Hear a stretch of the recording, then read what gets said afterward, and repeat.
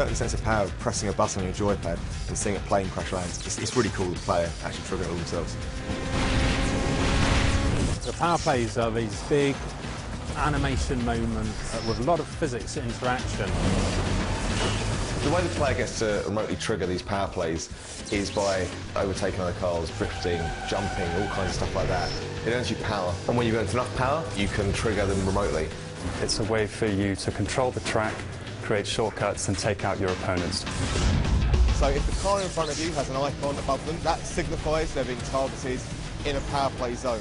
And if you press your power play button then, something in the environment will get triggered.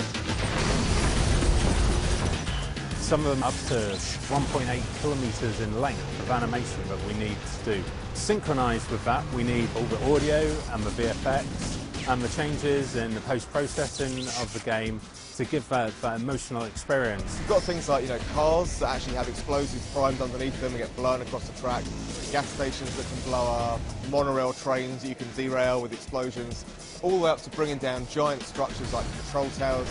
The whole screen can become absolutely full of explosions and smoke and dust and wreckage. As the player drives up to the power play, you kind of want that player to kind of flinch, getting that emotion from the screen. So we spend a lot of time and effort choreographing the power plays and all the effects. The environments are really rigged to blow. It's not just one big explosion, there's lots of little things. The guys are really working on a system where if you actually slowed the game down, you'd kind of see a story of all the effects.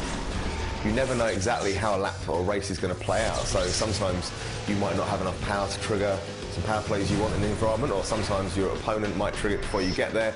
So it really does mean that every race and every lap is very different. You can never completely predict what's going to happen when.